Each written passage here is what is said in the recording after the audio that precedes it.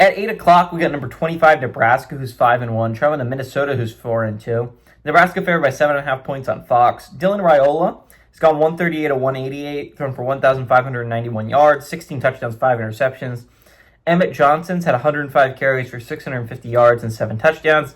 And Isaiah Hunter has had 22 catches for 415 yards and 4 touchdowns. Drake Lindsey has gone 113 of 188 for the Golden Gophers, thrown for 1,284 yards, 9 touchdowns, 3 interceptions.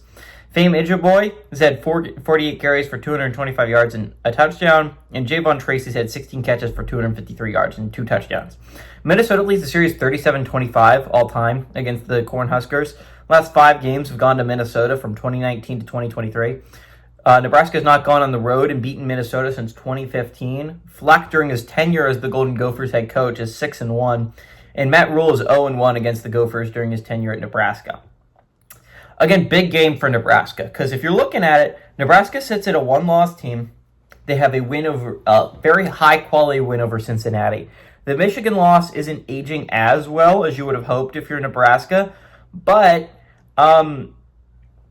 the path forward is easy, right? Hindsight's 20/20, but a trip to Penn State does not seem as difficult now as it did like a month ago, right?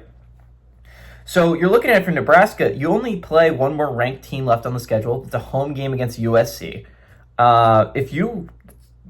This is the third hardest game left on the schedule, I'd say, is the trip to Minnesota. You end the season with a home game against Iowa. That will not be an easy football game. But you're looking at it from the Huskers' perspective, like a path to the playoffs is right there for the taking if you're the Cornhuskers. You just got to avoid pitfalls, and this is one of the pitfalls. A trip to Minnesota is not an easy feat, as proven by the fact they haven't been able to win there since 2015. Fleck has kind of owned them since his tenure began at Minnesota. So this is a big game for both teams. Talking about Minnesota is still technically hovering in the playoff conversation thanks to 2 clutch victories against Rutgers and Purdue. You're sitting at 4-2. It's not a cakewalk schedule if you're Minnesota. These next 2 weeks are going to determine a lot of what I think about Minnesota going forward. Again, home game against Nebraska and then a road trip to Iowa. Not going to be easy games to win, right? And you still have a game on a road trip to Oregon left on that schedule if you're Minnesota. It's going to be a hard path for the Golden Gophers to get back into it. But this is not a bad football team. This is a football team that's playing pretty well in all actuality. Their only losses are to Ohio State. Not a bad loss at all. A loss that seems like it's going to age rather favorably for them. And Cal. And now the Cal one's going to be hard to explain away if you're Minnesota. And that's why you kind of have to win out to put yourself in a decent spot. Nebraska's in a really interesting spot where if they go 10-2, they could realistically be left out, which is crazy to think about in the Big Ten or the SEC.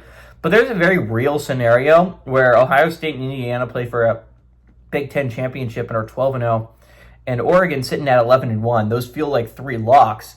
And you could see a 10-2 Nebraska, a 10-2 USC, and a 10-2 Illinois. And realistically, Illinois should get in over a 10-2 USC and a 10-2 Nebraska. Because if USC beats Nebraska and Illinois beat USC, Illinois should have the head-to-head there. So I think it's going to be really interesting. Obviously, that game in a couple weeks at the end of the month between USC and Nebraska is going to be absolute cinema if we're talking about 2 one-loss teams heading into that one.